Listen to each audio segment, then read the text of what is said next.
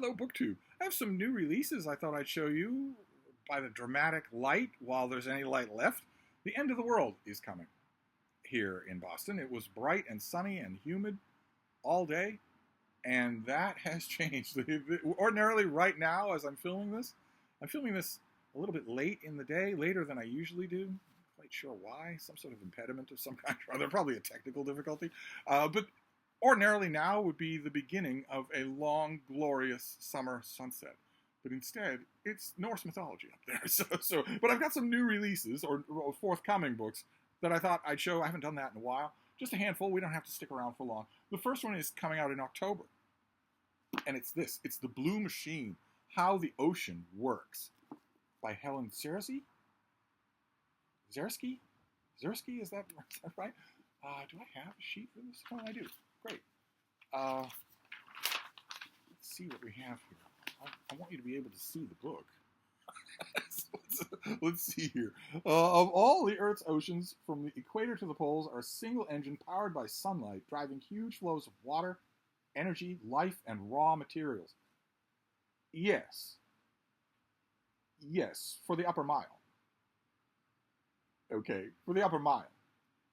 The vast majority of Earth's oceans have never seen the sun. And they're full of life. But anyway, we don't start off right away. Let's see here. This book illustrates the mechanisms behind this defining feature of our planet. Voyaging from the depths of the ocean floor to tropical coral reefs, estuaries that feed into shallow coastal seas, and Arctic ice flows.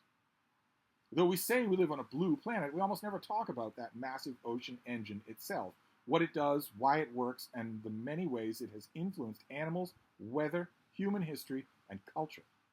All of Earth's oceans, from the equator to the poles, are single engine powered by sunlight, driven by...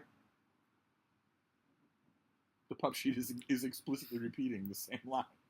Well, we've already read that line. It's only one paragraph ago. You'd think you'd have caught that. I know the person who wrote this. It's a bad day. Well, anyway, that's what this is. This is all about the mechanics of how the ocean works. And I'm really hoping... I mean, keep in mind what we always say here. The pub sheet is not the book. So I'm really hoping that the deeper parts of the ocean, the weirder parts of the ocean, get some attention. But that doesn't come out until October. We'll deal with the finished copy before then. Then we have, I think this is a historical novel. This is by Stephanie Cowell, and it's called The Boy in the Rain. And unless people are watching their clocks, there are going to be a lot of boys in the rain in about a minute, because the rain is coming here. That is a very famous cover illustration. But what have we got here?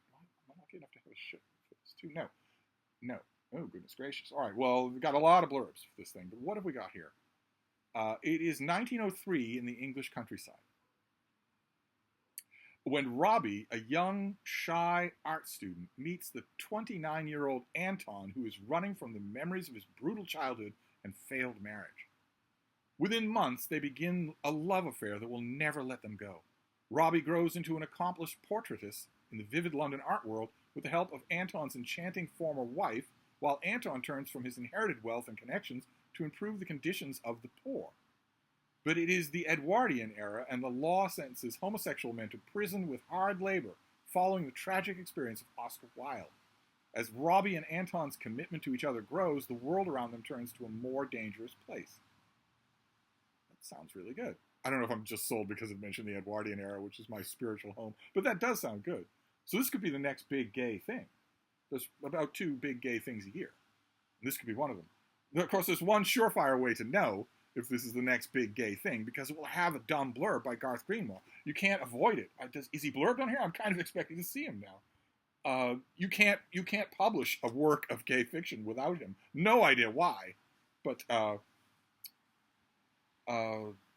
Goldberg, Toll. No, he's not in here. But an author named Mitchell James Kaplan is. We're going to have a reason to talk about Mitchell James Kaplan later in the summer. But that's great. To have a blurb from him is great. Okay, well, this comes out on June the 1st. So this is a little bit late getting to me, and it's not the finished copy. This next one, an explosive subject. I'm pretty sure this is out already. This must be. I don't have any sheet for it. This is by Ryan Burge, and it's called The Nuns, Where They Came From, Who They Are, and Where They Are Going. And that refers to census forms and population forms and questionnaires where you are asked to check what religion you identify with. And at the bottom of all of those boxes is one called none.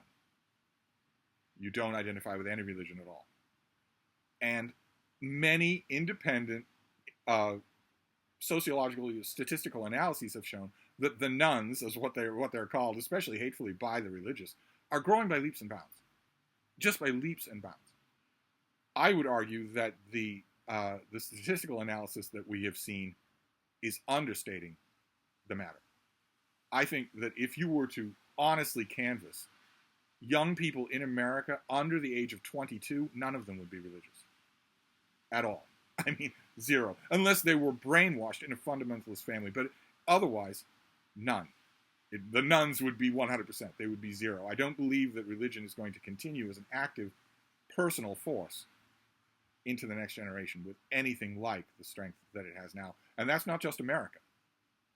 I think that's true in all countries in the world. I believe, I know this seems weird to an American audience, and I could be wrong, but I believe that if you were looking only at young people, people under the age of 22, I think you could go all day in present-day Iran without finding a fundamentalist, without finding someone who thinks that religion is an active part of their living life. And that's what this book is about. Not my exaggerated version, but the real version. Do we have anything here? No, the author's biography, a bunch of blurbs. Ryan P. Burge gives readers a nuanced, accurate, and meaningful look at a growing number of Americans. Okay, this is just limited to America. I don't believe that I'm wrong. I don't think there is any such thing as an active religious subculture in Germany or Uruguay. I don't believe it's there. I think these young people, if you take a step back and you look at all the things that religion does for you socially, they are all done by that thing in your pocket, by your phone. All of them are. Without exception.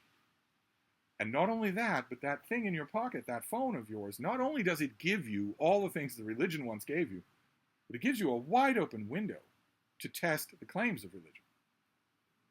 So it's, quite apart from the social element, you can be anybody, anywhere in the world. No one monitors what you do with that device in your pocket.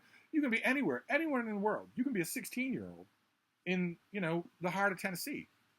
And you could just idly type on your phone, is there any historical evidence that Jesus Christ was actually lived? And if you do that, you won't get your pastor's recommended reading list, as you would have if you'd asked that question in that same location at any other time. Instead, you'll get a million different voices, all raring at you and from all ends of the subject. And because you're a digital native, you'll know how to sort all of that. Your instincts are extremely honed. You will look at some of those things and say, right, well, this lady sounds like she knows what she's talking about, and she says that the historical evidence for Jesus is virtually non-existent. No one in my family has ever said that. My pastor certainly doesn't say that. But here it is. What's she got to gain by lying about it? That scenario multiplied a million times over every day. In my opinion, there is no religion that can sustain that. And so, but anyway, I did interrupt this again, didn't I? Who say they have no religious affiliation. He explains how this rise happened, who the nones are, and what they mean for America's religious future. I don't think there's any doubt that they mean a lot of good things for America's religious future. Do you want your schooling choices, polling places, reproductive health choices? Do you want those dictated by a theocratic fascist, like Matt Walsh calls himself? Do you want those dictated by a revanchist Christian? Probably some of the best people you know in your life right now are Christians, but they aren't the ones looking for office. And the ones looking for office aren't doing it to advance the cause of Christ. They're doing it to crush their neighbors. Anyway, let's move on before the rain has started. I don't want it to start pouring in the windows. Here we have a finished copy of something we've seen already. This is by David Scheel, and this is Many Things Under a Rock. This is the finished copy of a new book about octopuses. So the finished copy will have artwork? Yes. The advanced copy, I just assume, will not. Oh my god. Okay. All right. Well, this is a little bit surprising. The finished copy has very negligible spot illustrations at the beginning of every chapter, but no inset of color photos, no nothing like that.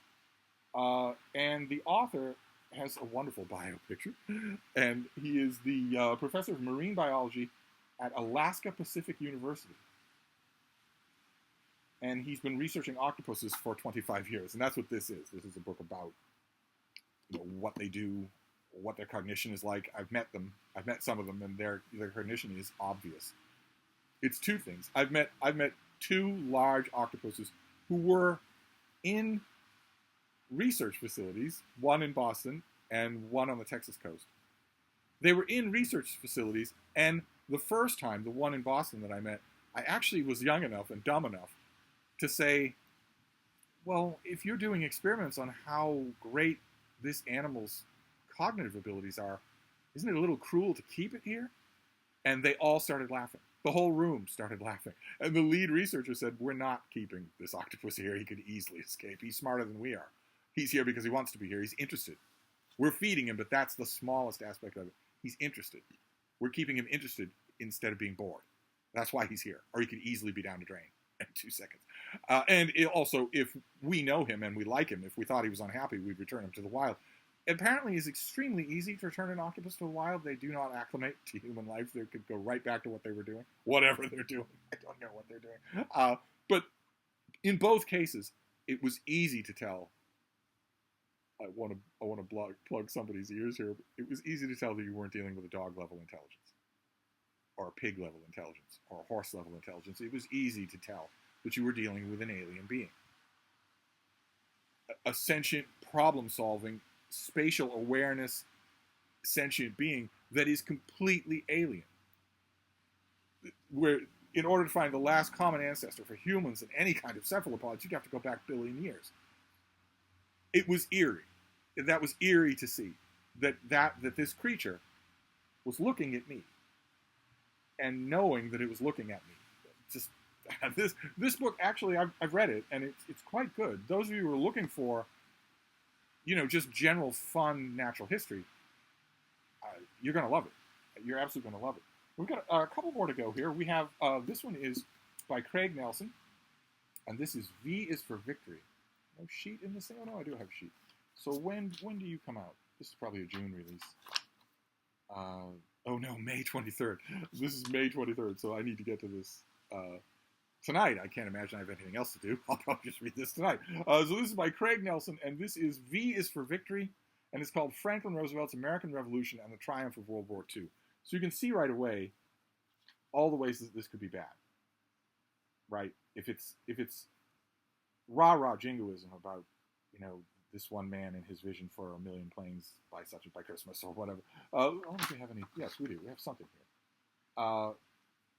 Okay, so it's going on May 23rd. This will be in your bookstores. Let's see here. The author explores how FDR won the support of an American public reluctant to go to war and inspired government officials, industry leaders, and everyday citizens to work together to build the extraordinary arsenal of democracy that would ensure the Allies' victory and safeguard the globe from the rising threat of fascism. See, that's already tricky, because Roosevelt didn't wait for a wave of public support. It's tricky to nominate this guy for sainthood when the key element of his plan to build the arsenal of democracy was to bring private businesses under the arm of the government. I don't want to throw dirt on St. Roosevelt, but a government that goes to a lug manufacturer in Louisville and says, would you like 3,000 more work contracts with, the government paying on the dollar, on the barrelhead, so you don't have to worry about it anymore. And if you want to hire 100 more people, feel free, because we would like you to be open 24 hours a day. If the government does that, that's fine. I imagine that's what this book is going to do. If the government goes to that lug manufacturer in Louisville and says, you're going to do this, or we're going to the place next door and you'll be out of business. We're going to nationalize you, basically. Otherwise, if you don't like it, you can lump it. And those 100 extra people, maybe we'll pick them. And maybe we'll ship them to you. If the government does that, that's maybe not so saintly. We'll see. I very seldom read books about the secular side, the civilian side, the operational political side of FDR that do me any good at all. I very seldom do. They're usually the kind of thing that you would expect. I mean, I'm not... Who is this? Scribner? I'm not totally faulting the publisher. I mean, dads buy books too, and bookstore tables have to be filled with something. I'm not totally faulting them, but it's always my opinion that if somebody in history goes to the bother of being fascinatingly complex, you should be reading about that in books about them. You shouldn't be guessing that or going elsewhere for it. But anyway, we'll finish up with this next one, which we've already seen on this channel, but this is a finished copy. I can't possibly have a sheet for this. No. This is the University of Missouri Press. This is Disunion Among Ourselves, The Perilous Politics of the American Revolution by Eli Merritt. We saw this in a trade paperback. Here is the finished copy. So will we get a glimpse of Eli Merritt? Yeah, he looks very serious. He's got a serious subject to talk about. He's a political historian at Vanderbilt University. I don't have a sheet for this thing, but you can guess what it's going to be about. I think we talked about it last time. In this eye-opening account, the author reveals the deep political divisions that almost tore the Union apart during the American Revolution. So fractious were the founders' political fights that they feared the War of Independence might end in disunion and civil war. So this is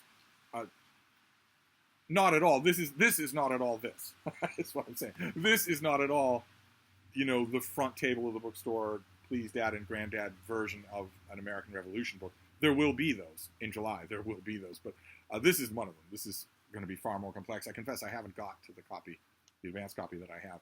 But, of course, I will gravitate towards this because it'll have a lot to do with Boston, where quite a bit of this stuff was happening, where quite a bit of these disturbances were happening. So that if I were out and about in Boston on a bright sunny Friday, if I had a guest, I might take them to the Old South Meeting House or to the State House, if I liked them. It's so hard to get a guest that you like this. I might not have done that. I probably just wandered around on my own. But anyway, that is a pile of new releases. I think these are, aside from the Blue Machine, these might be all out already or really soon. So to look for them. If any of them were of more interest to you than they were to me.